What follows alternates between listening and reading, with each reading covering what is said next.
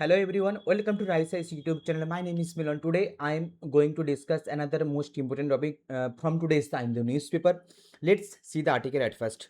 Honorable Home Minister Amit Shah launches new FCRA portal and EOCI card.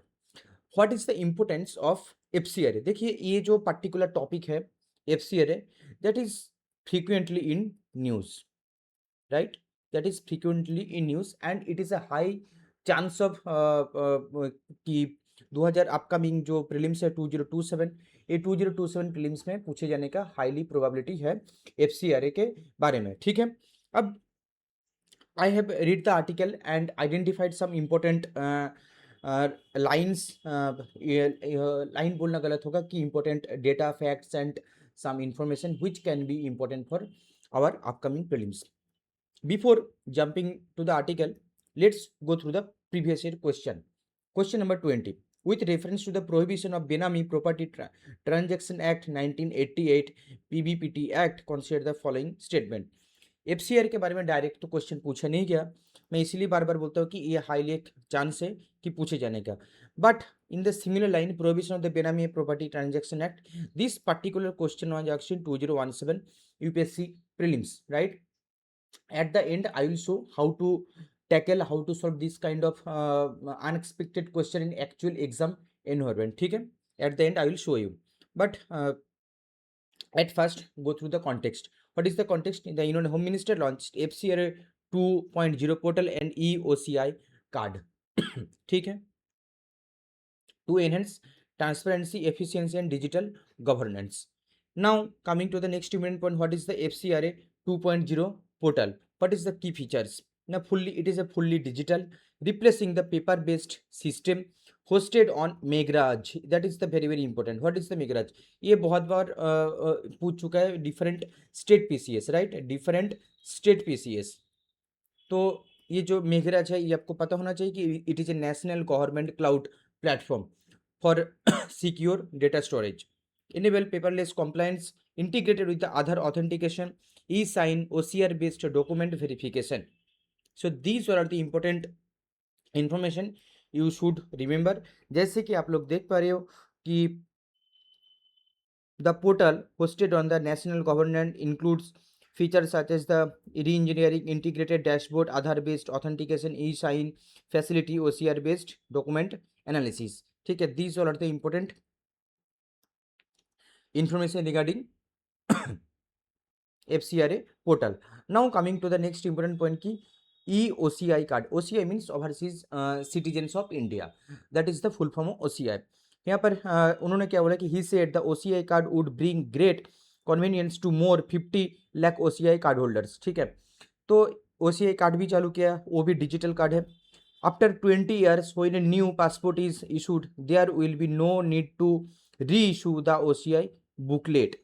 ठीक है, अभी problem क्या हो रहा था कि एक पासपोर्ट इश्यू हुआ एंड देन आफ्टर 20 ईयर्स वो जो पासपोर्ट है उसको री इशू करवाना पड़ता था, लेकिन अभी जो डिजिटल कार्ड बन चुका है अभी उसको री इशू नहीं करवाना पड़ेगा। ठीक है, तो थोड़ा सा देख लेते हैं, उसके बारे में भी थोड़ा सा देख लेते हैं कि EOCI कार्ड की features.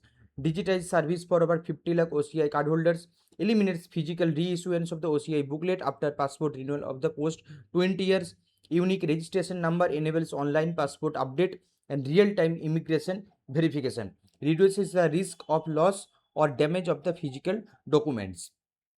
So these all are the important. Now एक क्वेश्चन आते हैं कि OCI versus NRI, non residents of India, क्या डिफरेंस क्या है? OCI मतलब ओवरसीज सिटीजन्स ऑफ इंडिया और एक होता है NRI, तो नॉन रेसिडेंट्स ऑफ इंडिया, इसके साथ डिफरेंस क्या होता है? देखिए OCI में क्या होता है कि ना ये वाला जो सिटीजन्स है, सिटीजनशिप पहला तो आता है सिटीजनशिप, ये इंडिया का नहीं होता है, बट NRI में क्षेत्र में ये इंडिया का सिटीजनशिप होता है। ठीक है, अब वोटिंग राइट्स, NRI को वोटिंग राइट्स मिलता है। ठीक है, NRI मीन्स जो लोग, इंडिया का लोग जो अभी अभी इंडिया पे नहीं है, बाहर में रह रहे हैं कुछ कारण के लिए, कोई भी कारण हो सकता है, चाहे वो इकोनॉमी हो, चाहे सोशल हो, पॉलिटिकल हो, कुछ भी हो सकता है, तो एनवायरमेंटल हो, कुछ भी कारण हो, फिलहाल अभी इंडिया पे नहीं है, बाहर है, लेकिन हाँ उनके पास एज ए इंडियन सिटीजन का जितना अधिकार है उनके पास उतना अधिकार है, लेकिन एक OCI के पास वो अधिकार नहीं रहता, ठीक है। यही होता है main basic difference. Now coming to the next important point कि what is the FCRA, foreign contribution regulation act 2010। इसका जो हिस्ट्री है, एक्चुअल हिस्ट्री पता होना बहुत जरूरी है। इसका हिस्ट्री था 1976 में जो इमरजेंसी लगा था इंडिया पे, उसी टाइम इस एक्ट को लाया गया था, प्रपोज किया गया था। बट 2010 में वो वाला जो एक्ट था उसको रिप्लेस करके एकदम रीमॉडर्नाइज करके ये वाला जो एक्ट इसको लाया गया था कि फॉरेन कंट्रीब्यूशन रेगुलेशन एक्ट। क्योंकि क्योंकि जो फॉरेन कंट्रीब्यूशन होता है हमारे इंडिया पे, उससे क्या क्या रेगुलेट होता है कि बाहर के कंट्रीज हमारे इंडिया के जो political, India security, sovereignty, integrity, ये सारी चीज़ इफेक्ट होता है बाहर का अगर कोई कंट्रीब्यूशन आ रहा है तो। अगर उसको ठीक ठाक से मैनेज नहीं हो पा रहा तो ये सब होता है। अगर फॉर एग्जांपल मैं बात कर रहा हूँ कि लेफ्ट विंग एक्सट्रीमिज्म, ठीक है, LWO, लेफ्ट विंग एक्सट्रीमिज्म को बहुत सारे तरीके से फंडिंग मिलता है। उसमें से एक फंडिंग है foreign contribution regulation, foreign contribution की, क्योंकि कि एक चांस तो दिखा रहा है कि हाँ हम लोग एनजीओ को पैसा दे रहे हैं, लेकिन वो पैसा एनजीओ के थ्रू जाता था लेफ्ट विंग एक्सट्रीमिज्म के जो था। ये न्यूज़पेपर में मेंशन था किस तरह से फंडिंग को मिस यूज होता था, ठीक है, ये सारी चीज़ मेंशन था वो। ये एक एग्जाम्पल मैं बोल रहा हूँ। और भी बहुत से तरीका होता है कि जैसे कि पॉलिटिकल इंस्टेबिलिटी करने के लिए भी बाहर से फंडिंग आता है, ठीक है। तो ये सारी चीज़ को रोकने के लिए ये एक्ट लाया गया, ठीक है। और जो ऑब्जेक्टिव भी देख सकते हैं, safeguard national security, sovereignty, public interest and democratic institutions, ठीक है। एडमिनिस्टर कौन करते हैं? Administer ministry of the home affairs, ठीक है, ministry of the home affairs, MHA। Applicable to किस किस किस क्षेत्र में इसको एप्लीकेबल किया जाएगा ना? एप्लीकेबल टू NGOs, ट्रस्ट, ठीक है, कंपनीज अंडर सेक्शन 8, ठीक है, ये वाला, societies, charitable educational institution receiving foreign funds. Now coming to the next important point, overseas citizens of India, OCI के बारे में थोड़ा सा देख लेते हैं कि immigration status for eligible persons of Indian origin excluding citizens of the Pakistan Bangladesh subject to provisions, ठीक है। बेनिफिट्स क्या क्या होते हैं ना? लाइफ लॉन्ग मल्टीपल एंट्री होता है, visa exemptions for FRPO registration होता है, and parity with NRI in specified economic education financial matters, ठीक है। कहाँ पर रेस्ट्रिक्शन क्या होता है? Can not vote, can not election, hold constitutional office और परचेस एग्रीकल्चर और प्लांटेशन लैंड। ये जो क्षेत्र है इसमें रेस्ट्रिक्शन है, इस क्षेत्र में वो लोग पार्टिसिपेट नहीं कर सकता, या तो कोई भी एक्टिविटी हो नहीं कर सकता।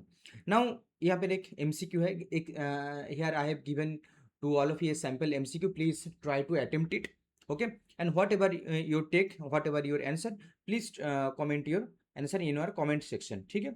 Now coming to the previous year question, question number 20, how to tackle this kind of unknown unexpected question, ठीक है। यह prohibition of the benami act, property transaction act के बारे में पूछा है। देयर आर 3 स्टेटमेंट दिया है। अब यूपीएससी चाह रहे हैं कि what is are correct, correct क्या पूछा है ना, करेक्ट। तो क्वेश्चन बहुत ध्यान से पढ़ना होता है। I will show you, I am showing you कि how to read questions, okay. Statement number 1, a property transaction is not treated as a benami transaction if the owner of the property is not aware of the transaction, ठीक है। क्या बोलना है, क्या बोलना है, क्या चलिए, property transaction is not treated as a benami transaction if the owner of the property is not aware of the transaction. तो ये जो स्टेटमेंट है एक्सट्रीमली एक नैरो स्टेटमेंट है, ठीक है, ये ब्रॉड नहीं है, ये काफी नैरो स्टेटमेंट है। You have to identify the difference between the narrow statement, broad statement, balanced statement, too narrow statement, too broad statement, etc, ठीक है। तो ये है, तो होता है कि एक काफी नैरो स्टेटमेंट है कि property transaction is not treated as a benami transaction if the owner of the property is not aware of the transaction, कि मैं एक जमीन का मालिक हूँ और मुझे पता ही नहीं है क्या ट्रांजेक्शन हो रहा है, तो उसको प्रॉपर्टी ट्रांजेक्शन को बेनामी ट्रांजेक्शन कहेगा नहीं, ये इसका कहने का मतलब यही है। तो ऐसा तो बिल्कुल है ही नहीं, ठीक है। ये बिल्कुल एक नैरो स्टेटमेंट है, और narrow statement generally negative sense में जाता है और गलत होता है। Negative sense means it is wrong, it is a wrong statement. Now coming to the second statement, property held benami are liable for confiscation by the government, that is purely a balanced and broad statement. अगर कोई गलती करेगा तो government confiscate करेगा ना, तो that is universal true, क्योंकि government is a government is there to governance the society, governance the public spaces, to how to keep ourselves the safe from the outsider, ठीक है। तो properties held बेनामी, कि अगर बेनामी कोई प्रॉपर्टी हेल्ड कर रहा है, are liable for confiscation by the government, it is a very broad statement and that will be the correct, ठीक है। ये करेक्ट होना चाहिए statement and that is positive statement. Now coming to the third statement, अगर एक गलत है तो ये चला गया। अब coming are option B and D are left, ठीक है। The act provides for 3 authorities for investigation but does not provide for any appellate mechanism, ठीक है। देखिए अब इस यूपीएससी का एक पैटर्न है, ये वाला जो स्टेटमेंट है, एक स्टेटमेंट अच्छा खासा जा रहा था, बहुत स्मूथली चल रहा था, बट यूपीएससी की उसको तोड़ मचड़ करके एक कुछ वर्डिंग ऐड किया, बट डज नॉट, ठीक है। ये बहुत सारे पीवाई को जब एनालिसिस करेंगे तो आपको पता चलेगा कि इस टाइप का जो स्टेटमेंट होता है उसके साथ और एक स्टेटमेंट जुड़ा है, यहाँ पर एक स्टेटमेंट जा रहा है यहाँ पे, लेकिन यहाँ पे बट डज नॉट ऐड करके फिर यहाँ पर और एक स्टेटमेंट को जोड़ दिया। जनरली ये सब statement generally in terms of कि 99% केसेस में गलत होता है। तो देखिए the act provides for the 3 authorities for investigation, ठीक है। अब यहाँ पर भी एक है कि 3 अथॉरिटीज, ये हो सकता है कि 2 अथॉरिटीज हो सकता है कि सिंगल अथॉरिटीज हो सकता है कि there are more than 3 authorities या तो 4 अथॉरिटीज, कुछ भी एक अमाउंट हो सकता है, मुझे नहीं पता। तो ये डेटा है ये, ठीक है। पहले तो सेंस ये पर है, but does not provide any, ठीक है, एनी एप्लीएट मैकेनिज्म। ये एकदम एक्सट्रीम स्टेटमेंट है कि कोई एप्लीएट मैकेनिज्म हो ही नहीं सकता। अगर तो आप कॉमन सेंस लगा के देखिए कि what if government mistakenly confiscate any others property but they does not have any appellate mechanism कि नहीं जो गवर्नमेंट किया वो गलत किया, ठीक है। तो ये तो हो ही नहीं सकता, तो that means it will be the wrong. तो correct answer will be option B. तो इसलिए मैं बोलता हूँ कि बार बार न्यूज़पेपर में जो है वो आप लोग पढ़ाई कीजिए, जैसे कि एफसीआरए बार बार न्यूज़ में आ रहा है and frequently it is mention in the Hindu newspaper frequently. तो इट मीन्स एफसीआरए के बारे में पूछने के चांसेस है एक 2027 अपकमिंग प्रीलिम्स में। So you have to know in details about FCRA, at least some basics, ठीक है, at least some basics about FCRA, what is FCRA. तो यही रहा हमारा आज का पहला प्रीलिम्स फाइट्स पहला आर्टिकल।